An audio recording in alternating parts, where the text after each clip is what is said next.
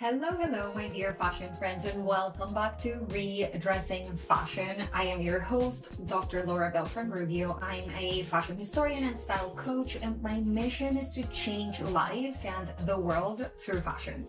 This podcast is where I come to translate scholarly insights and ideas and just exchange knowledge in the quest to reshape how we create, how we wear, how we think, how we talk about fashion. I like to think that here we build bridges between fashion academia, the fashion industry, and just people who are interested in fashion, whether it is a side quest, a passion of yours, or just because you get dressed every single day of your life. If you're new here, welcome. If you're returning, thank you so much for your ongoing support. And today we are going to be talking about one of my favorite topics, just generally conceived, fashion exhibitions. And we are actually going to be talking about one specific exhibition that, to my surprise, I loved. Like, I am obsessed. I thought I was going to go and see it just once and then that was going to be it. Like, yes, okay, nice, cool. Saw some beautiful things, maybe learned one thing. I don't need to go back. But that was absolutely not the case. I enjoyed it so much. It also probably helped that I went in great company with a couple of friends. And we had some really nice conversations and we kind of nerded out about the different details of the exhibition. And we just had a really good time. So I'm sure that helps. And this mysterious exhibition that I'm talking about is Schiaparelli Fashion Becomes Art, on view at the Victoria and Albert Museum in South Kensington in London until November of this year, 2026. If you happen to see my list of fashion-loving exhibitions that everyone must see in London this summer, that was one of the exhibitions there. In addition to being part of that list that I created, I actually said something about this exhibition that I don't think does it justice. This is what I said. This is the exhibition that everyone is talking about these days. Schiaparelli's work speaks by itself. She was actually quite unique in her design practices. Definitely not the first person to incorporate art and design and fashion. Definitely not the first fashion designer to have a very close relationship with artists. But her works are just like tiny little pieces of art, well, sometimes not so tiny. And I really enjoyed seeing this one. Like, what? Like, nice? It was fine? Did I lose sense of all human emotion when I said that?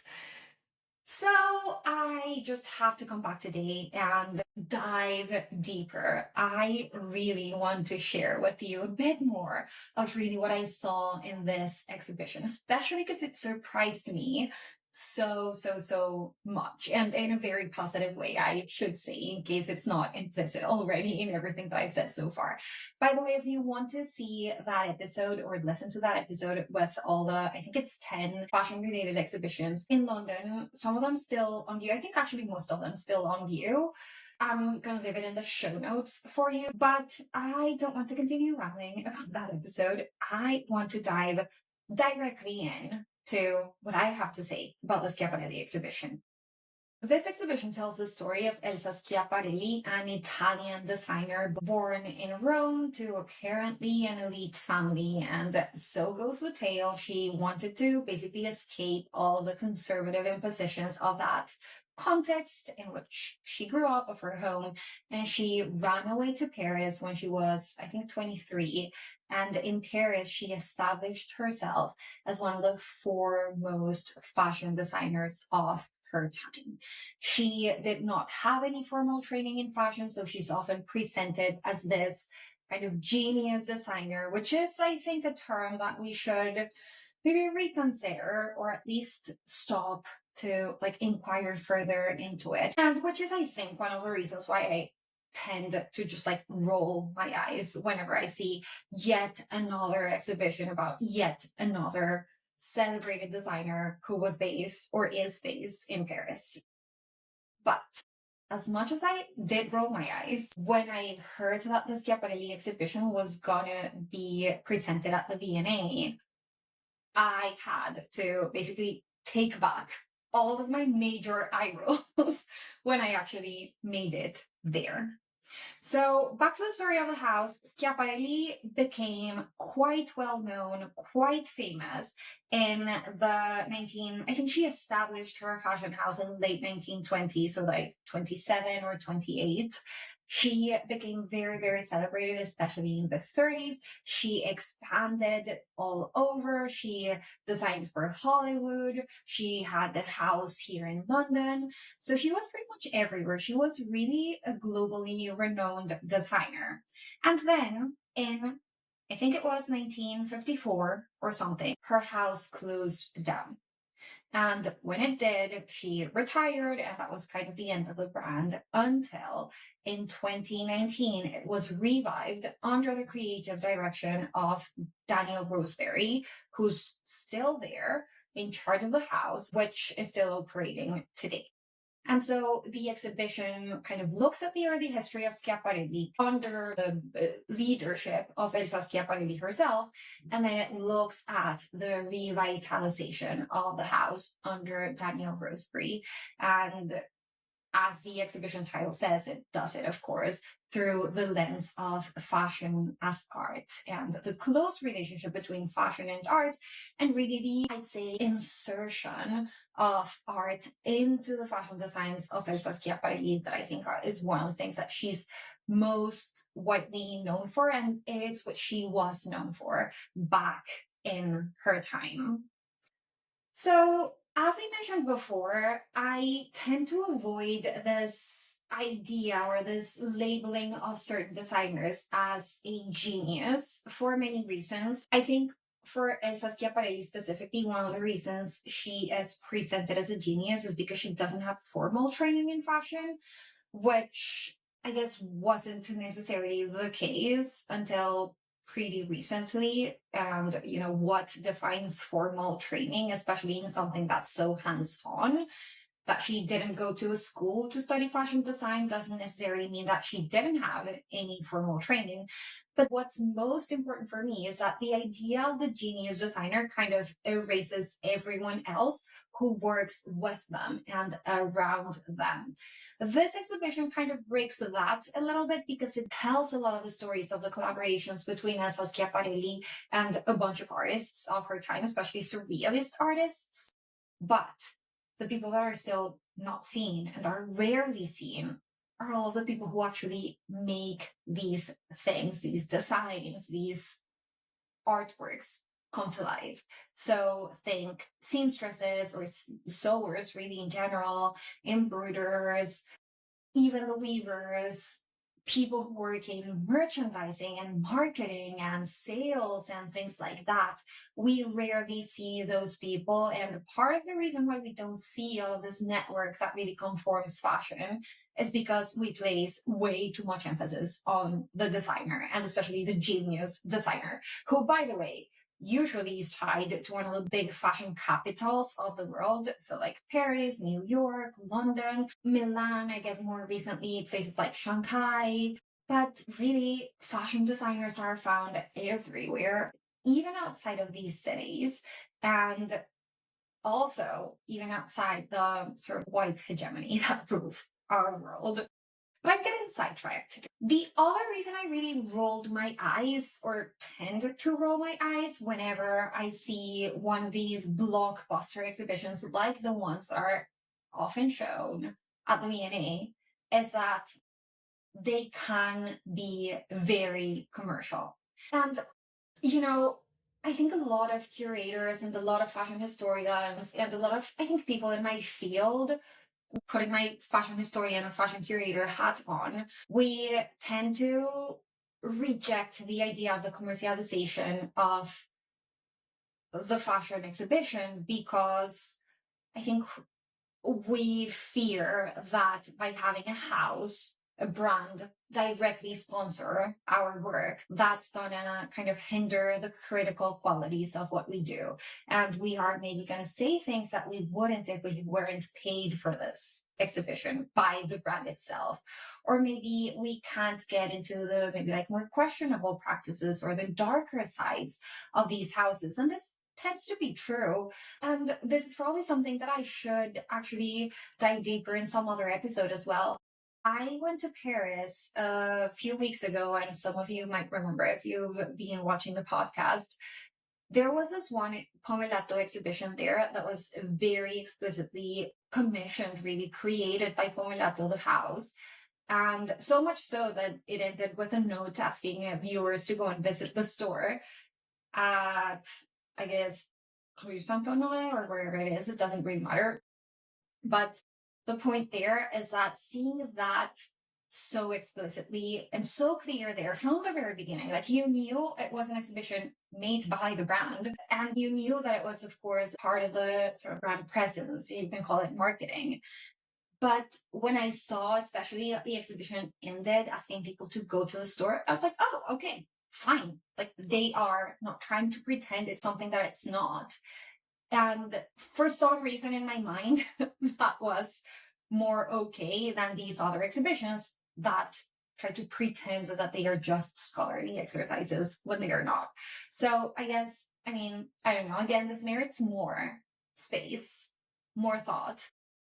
But I wonder if there's something about the perceived kind of hypocrisy of it. That's what bothers us. I'm talking just generically here as, fashion curators, fashion scholars. I don't know. Anyway, this exhibition, compared to other exhibitions that I've seen, not just at the V&A, I don't think felt as in your face commercial. I don't know if it's because the exhibition wasn't, or if it's because I was enjoying it so much that I just shut down that part of the exhibition.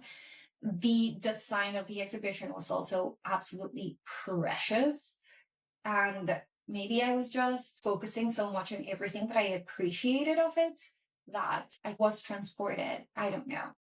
The other thing was that there were, I think, many elements, and we'll dive deeper into them in a minute, that made the viewing of the exhibition much more rich. And these elements utilized a lot of really just the methods that we use as fashion historians and as art historians to analyze works of art or works of design. And they were put into practice in the exhibition to help viewers study the pieces and understand the pieces in the exhibition in the same way that we do as scholars. And that I really appreciate, because in the end, one of the most important qualities of exhibitions, whether it's fashion, art, design, history, whatever, is that they are tools or spaces for public education.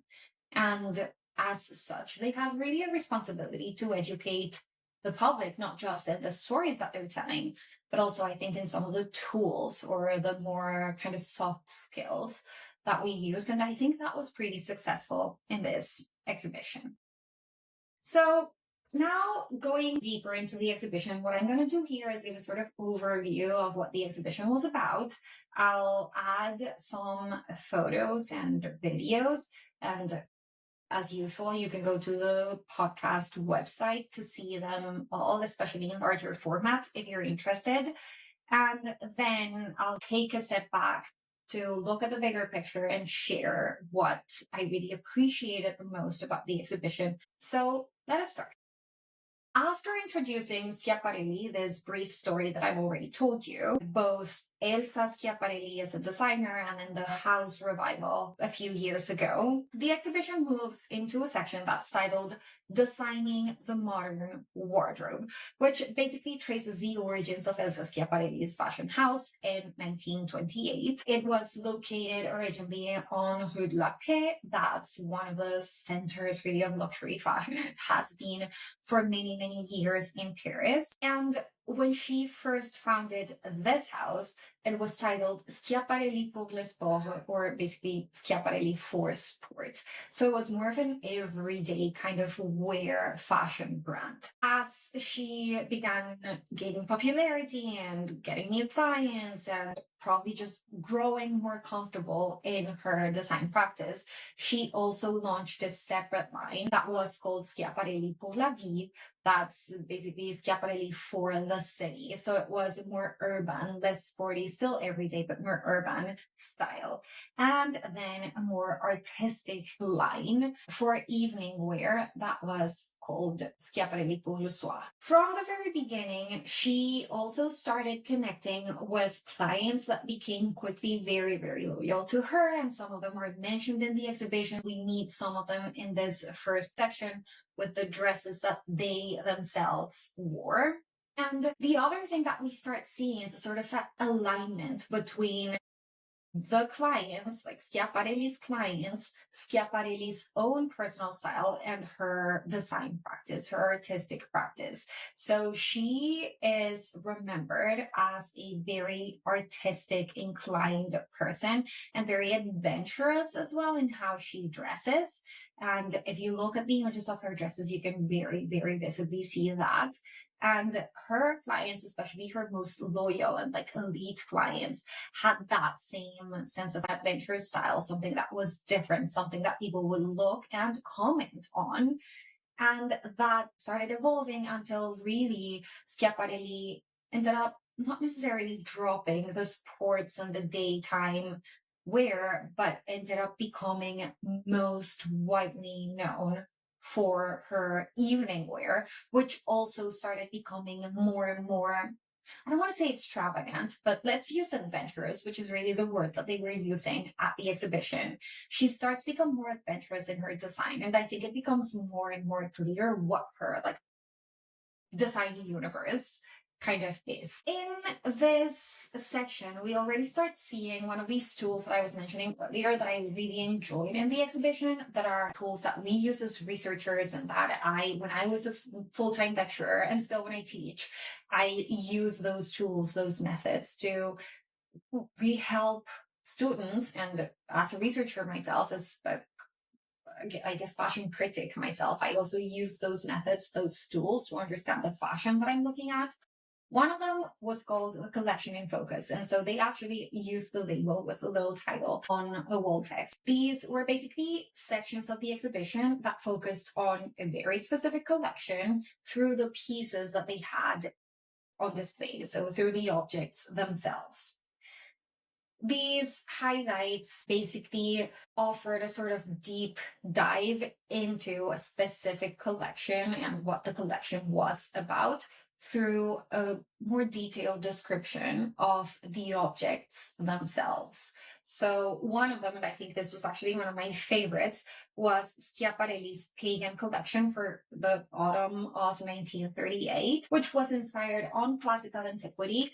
And what they had there was this dress that was basically designed following the principles of classical architecture, and especially the columns of classical architecture. And so you could see in the dress, and you can see in the image, that there are these kind of vertical folds that make it look like the carvings in the columns. And there's a collar with a geometric design that recalls the column tops or the abacus, if you're familiar with the classical terms. And the wearer's head, or in this case, the mannequin's head, kind of becomes the capital of a column. And I think one of the reasons I loved this so much is that in the label, when they described the pieces of classical architecture that Schiaparelli was recalling, and you looked at the dress, which was just by it, you could see it. It's not entirely evident, though, if you don't have that background information of the collection, theme, and also what she was doing in that dress. But once you see it, you cannot unsee it. And so I really liked the way in which they kind of constructed this tool and basically just showed viewers how the art historians or dress historians' brain works. But also on a more, I guess, personal note, I really appreciated seeing how the inspiration is very clearly there in Schiaparelli's work, but it's not literal. It's not so evident that it kind of loses its charm. And I think that is one of the things that designers really tend to struggle with, not taking the literal, like not copying basically what they are quote unquote finding inspiration from, and instead like digesting it and producing something new that ties back to the original inspiration, but that's different. That, in my experience at least, teaching undergraduate design students and master's design students for 10 years, I think that was the hardest part for them. So seeing this was just a treat for me. It was kind of bittersweet because I was like, oh, this could have been a great example to show in class if I were still teaching, which I'm not. But that's also the topic for a different episode, which is actually coming in 2 weeks. So stay tuned. After this little snippet, the collection in focus, there was another section on Pour le Soir, and actually Pour le Soir became kind of the main part, and at least half of the exhibition, I would say. I don't have numbers for objects and sections here, but at least from how I recall the exhibition after seeing it a couple times, I want to say that Pour le Soir was the majority of it, because as I mentioned before, it was this that made Schiaparelli really famous in her time. And also probably there's a conservation issue here where we tend to care better for the dresses that are meant for special occasions. We also wear them better, so they naturally kind of preserve better. So there's also that kind of collection bias, if we can call it that. So in the second, I would say, part that was dedicated exclusively to her designs pour le soir, we start seeing really the diversity of designs that she produced, the different thematic collections, how different clients also kind of were drawn to different things. So there were some designs that were more maybe like geometric and color blocked. There were some others that were inspired on, for example, constellations. Some were inspired on, I think there was something about like the Hall of Mirrors in Versailles, so like 18th century French fashion history and just French history, history of luxury, things like that.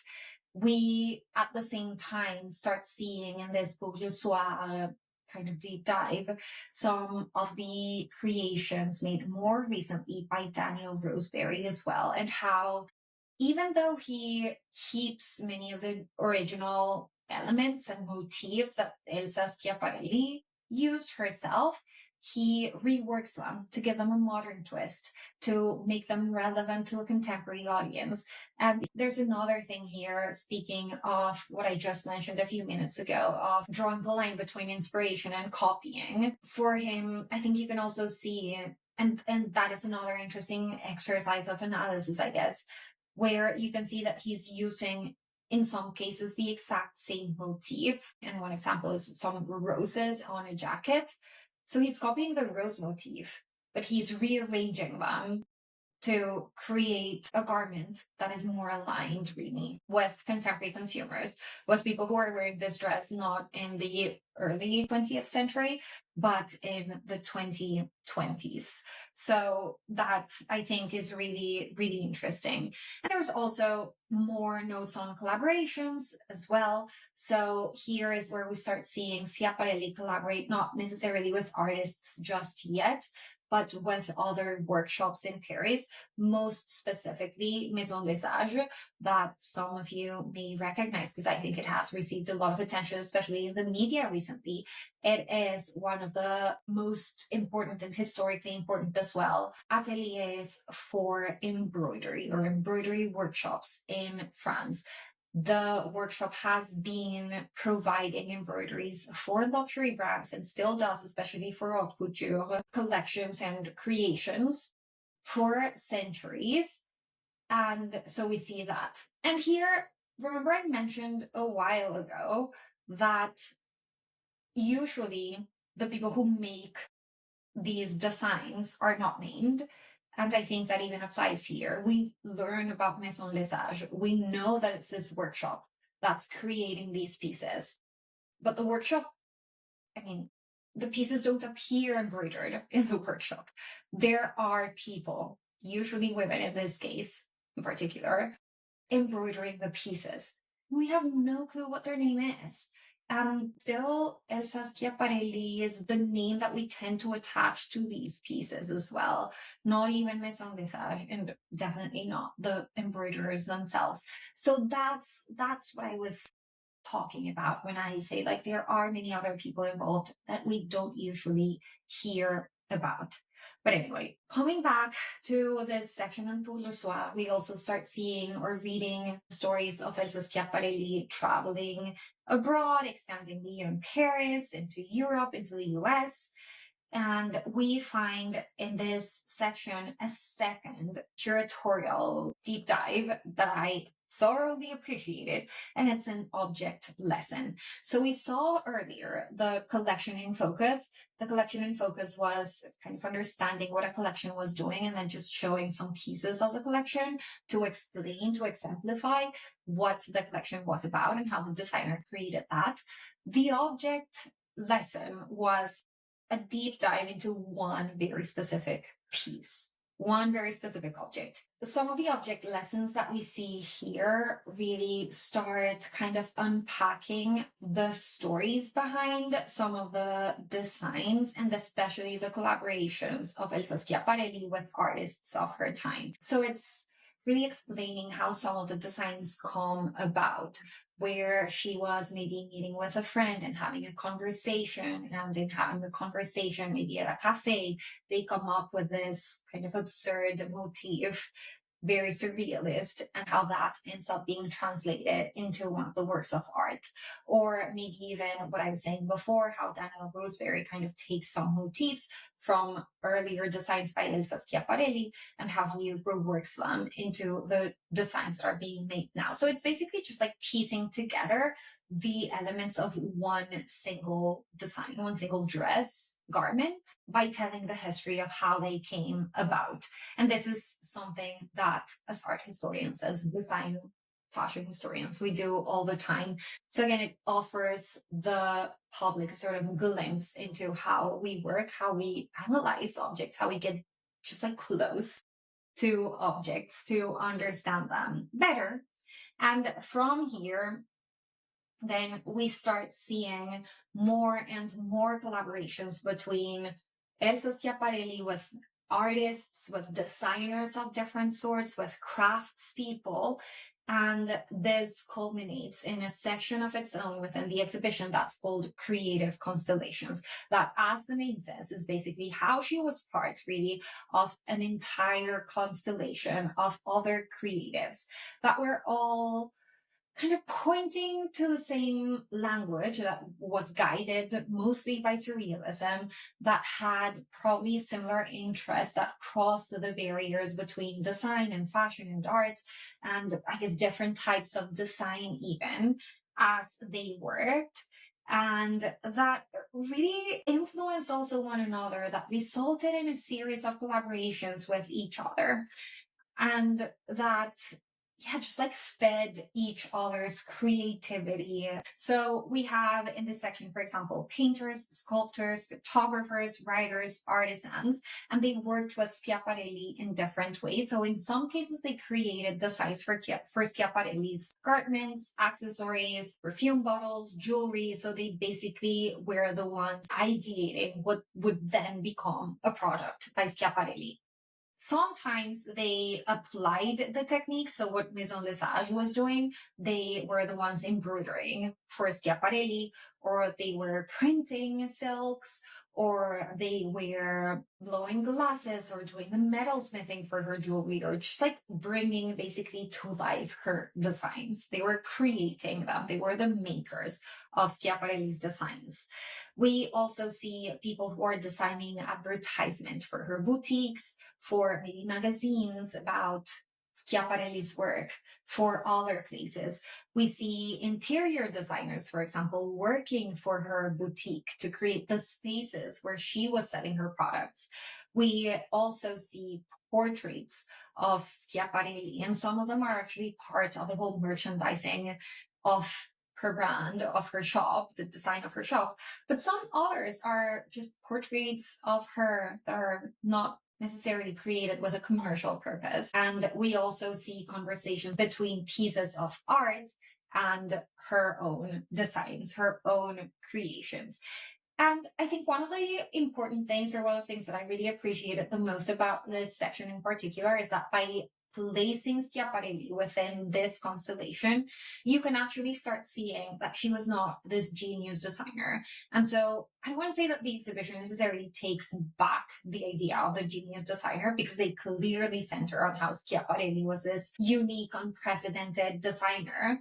But they do show how she was connected to a network of creatives and also a context, a very specific, like localized context within 20th century Paris, within the Surrealist movement, within a very specific group of people.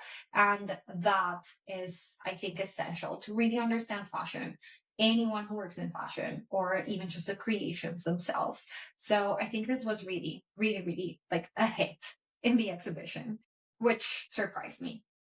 And within these collaborations, of course, the most important ones, or the most widely known ones, are with some of the prime surrealist artists precisely of that time, which include the Spanish artist Salvador Dali and the French artist Jean Cocteau. And the exhibition, of course, featured some of the most famous pieces created by them. So the lobster dinner dress, made in collaboration with Salvador Dali, and the lobster was actually one of the motifs that he used the most in his art. It was also, to him, a symbol of sexuality, especially like female sexuality. And so he used that a lot. And there was a lobster dress that was created for Wallis Simpson, part of her wedding trousseau when she married the recently abdicated King Edward VIII in the summer of 1937. And I actually think that wearing a lobster with all the sexual symbolism attached to it, by Dali at least, to her wedding festivities, I think is quite interesting. But then we also had, next to the lobster dress, other lobster objects. So a lobster telephone. There was, I think, a printed textile also with lobsters that was used for some other Schiaparelli designs. So we see, the recurring motifs there. For Cocteau, we also see some of Cocteau's drawings and how they are applied to a jacket specifically by Schiaparelli, but also how these drawings eventually were, I think they were not the exact same drawing, but like a different version of the drawing that eventually was used as advertisement. So you see all these kind of close connections, close relationships between objects that end up creating the whole story that you can read in the exhibition as well, but you can see it visually. I always love some visual correspondences. That's one of my favorite things about exhibitions, both visiting them and creating them. After these creative constellations, there's literally within the exhibition, there's a little capsule, a little cage dedicated to perfume. And this installation, this little cage, was actually inspired or attempted to recall an actual birdcage, like a huge birdcage that was designed by Jean-Michel Franck to enclose precisely the perfume section within Schiaparelli's boutique on Place Vendôme. Schiaparelli launched her first perfume, and this is a thing that designers have been doing since at least the early 20th century, perhaps earlier than that.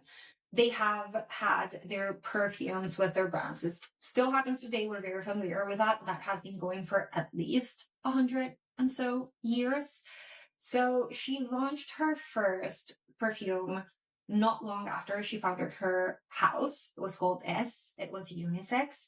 And it started just like growing, and there were more perfumes created. And part of the appeal, I guess, of the perfumes and her own design of the perfumes were also collaborations with different artists, with models. And so they designed the bottles, they designed the advertisement, they designed different elements of the perfumes, and they were all kind of placed within this little birdcage that was recreating the space in the boutique.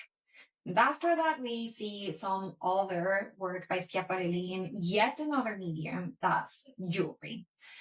So in jewelry, we also see her design universe, her design kind of ethos on using elements from art and using ideas from art in the creation of her pieces. So her jewels are really very sculptural.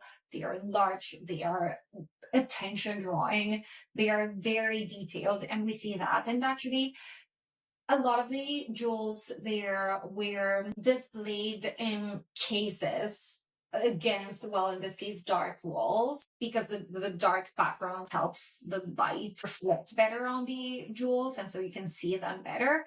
And they were just displayed as a more traditional kind of museum wall installation. And you could also see a lot of conversations, speaking of the object conversations that I was talking about a few minutes ago, you could also see those conversations, those connections between those pieces.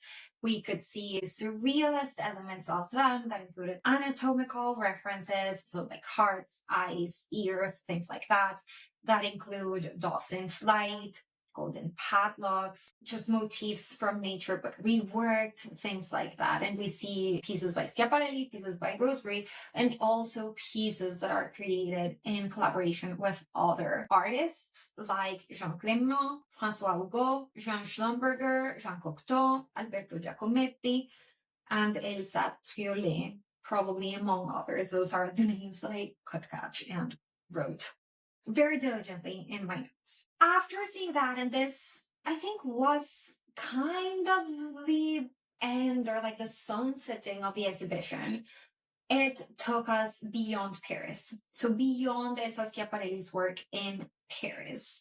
And I think this was one of the places where I learned the most. I didn't really know a lot about Schiaparelli's work outside of Paris. I knew a lot about the relationship with artists. I think that's what most people know of her, and with Dali specifically, and with Surrealism. So that we know about. In my case, because one of my areas of specialty and my own personal obsessions is jewelry, also because I come from a family of jewelers, and I have done a lot of research and curating around jewelry. So I knew of her jewelry, and it was a treat to the eye. I'm not going to say no, but it was like expected. But then the Beyond Paris, I don't think I was expecting it all. And it was really nice. It was a good opportunity for me as well to learn some new fun facts for my luxury fashion tours of London, because I now have new facts and I now have new stops added to those tours. And by the way, if you're interested in going with me on a nice little walk around London's luxury quarter and learn about the history of fashion in London, do let me know. I'm going to leave the link in the show notes as well.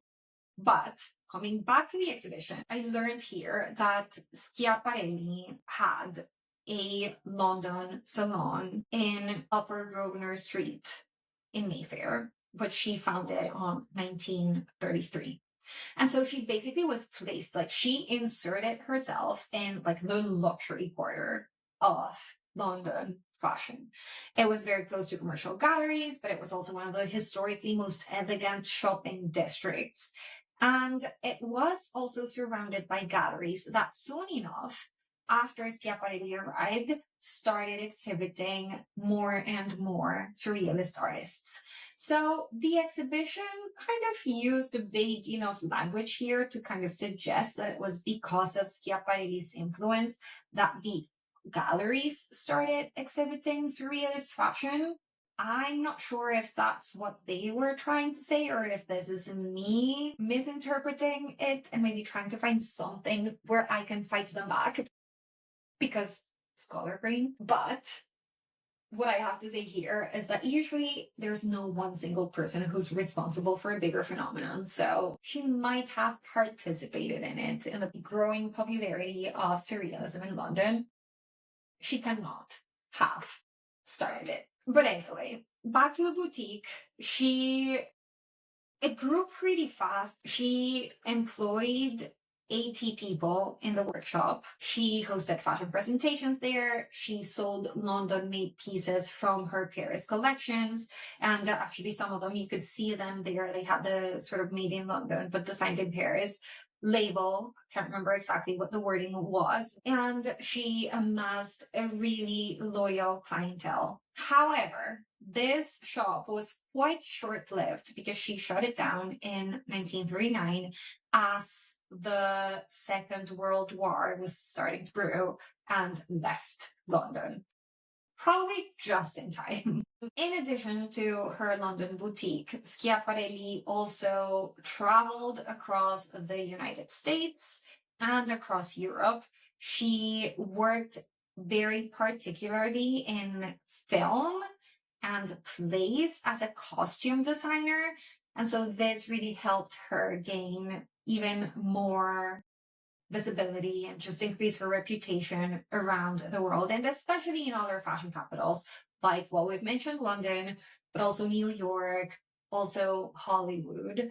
So she really just became more and more important. And she traveled herself, dressing herself adventurously. She was the entire character, the entire, I guess, image for her brand in many ways. And so she had a busy social travel calendar. She was everywhere trying to promote her brand and promote her work. By 1954, after the war, she closed the doors of her salon at 21 Place Vendôme. So she started on Rue de la Paix, very nearby, eventually moved to Place Vendôme, and eventually closed her house until it was revived in 2019, as I mentioned before, under the creative direction of Daniel Roseberry. And so the end of the exhibition, the finale of the exhibition, celebrates Daniel Roseberry's work building on the legacy of Elsa Schiaparelli. So there are actually designs by both. And here I want to quote from the exhibition's labels. It's an homage to the creative legacy of Schiaparelli's, quote, fearless imagination, surrealist sensitivity, and intuitive design rigor, unquote.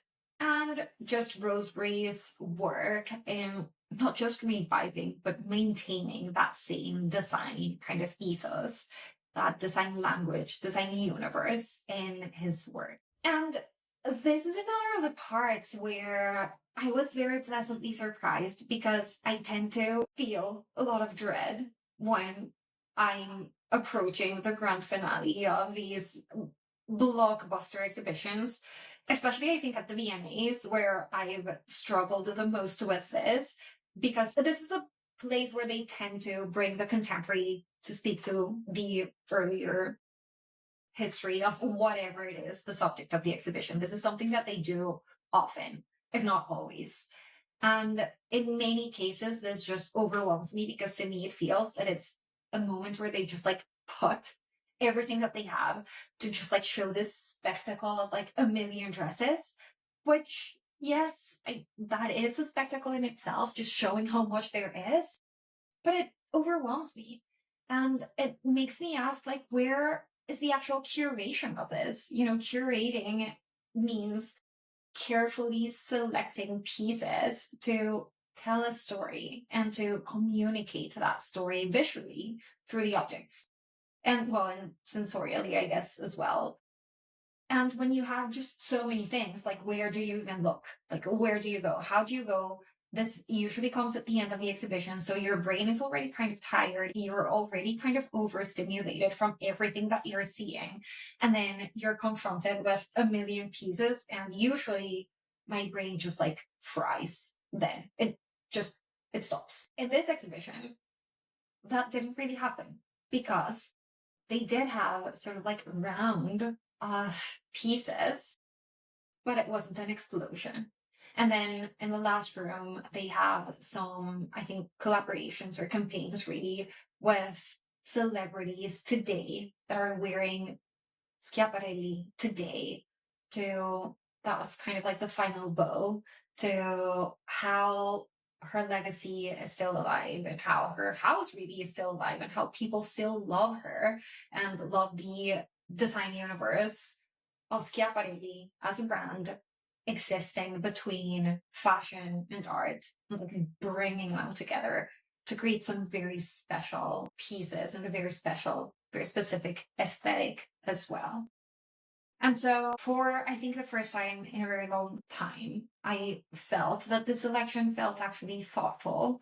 And most importantly, that it really like wrapped up the message of the exhibition in a nice little celebratory way.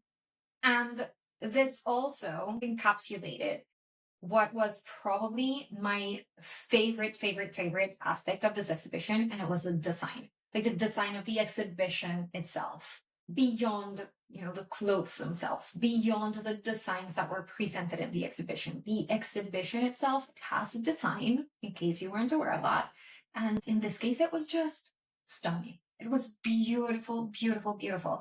It drew very clearly from Schiaparelli's artistic sensibilities, but more specifically from her surrealist really work. So one of the things, for example, where we see that more clearly, and you'll see it in some of the photos that I share, is that you had the mannequins with the dresses, and they all had like a little spotlight with a shadow behind, as it happens when you're on the spotlight. But the shadow and the spotlight didn't match the form created by the mannequin in the dress.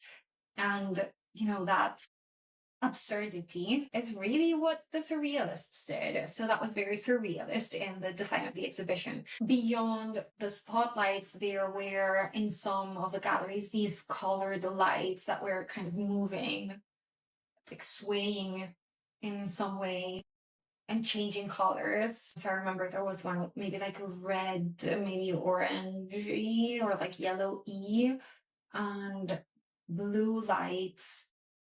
And just like dancing over, swaying over the mannequins and the objects on display.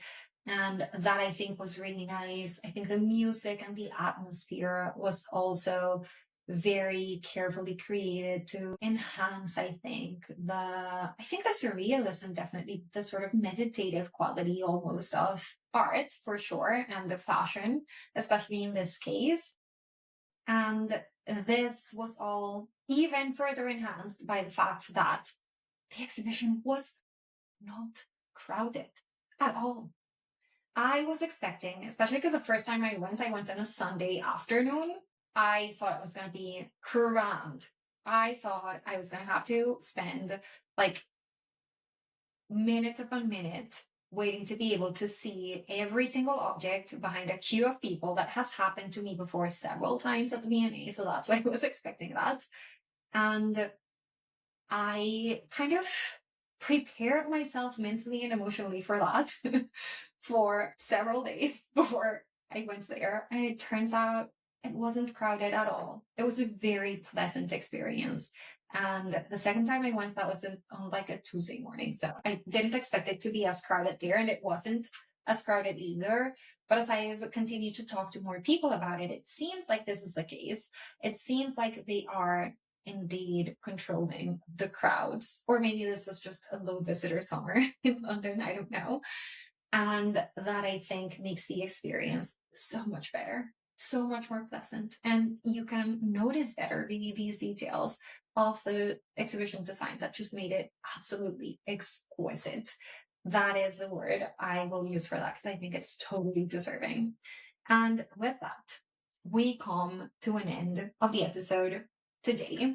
As usual, I'm going to leave you with three little things, three main takeaways, I think, for me of this exhibition, or my three main, I would say, highlights in this case for this exhibition, what I adored the most about this exhibition. And my curator brain must also say that these are three sort of mini master classes in exhibition design, exhibition curating, really.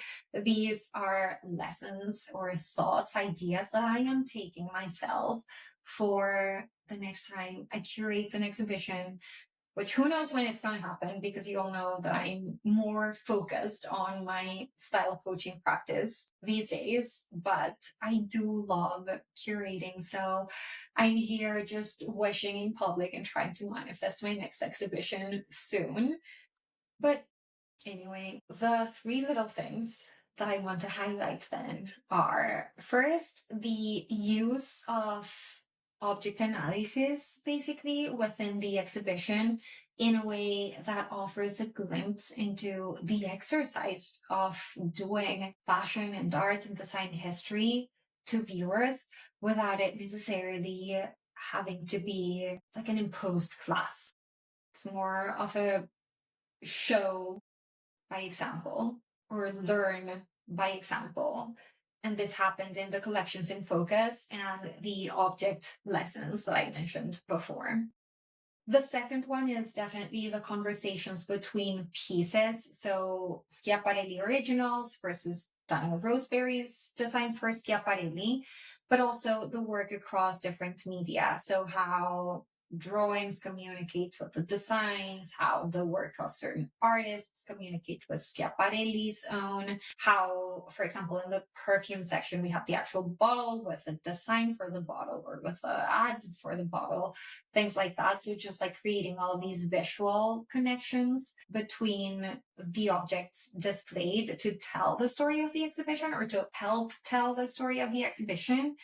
And finally, and most importantly, you probably guess, the exhibition design, how it really encapsulates Schiaparelli's design ethos, design universe, and how I think successfully it draws clearly from Surrealism specifically and presents Schiaparelli's work in a very precise atmosphere. So with this, I finally shall end. Thank you so much for listening, watching. Thank you for indulging me in doing one of the things that I love the most, and that's talk about exhibitions. I guess here I talk mostly about fashion exhibitions, but my curator light is just turned on whenever I see any exhibition, really. So thank you for indulging me. Thank you for listening. If you've seen this exhibition, let me know what you think. If you didn't and you're drawn to any of what I said here, please also let me know. If there are any other exhibitions or any maybe loose thoughts, loose ideas that I just left here that I barely touched on that you'd like me to talk about, please let me know. If you have an exhibition that you'd like me to come see and review for the podcast, reach out, because I would love to do that. And yeah, please stay in touch. See you around on the internet, and see you again in 2 weeks for a new episode of Redressing Fashion, where I'm going to go back to some personal matters and share some insights and news and lessons from the last year. In the meantime, have a lovely time. Thank you for being here. I will see you very soon. Love you. Bye bye.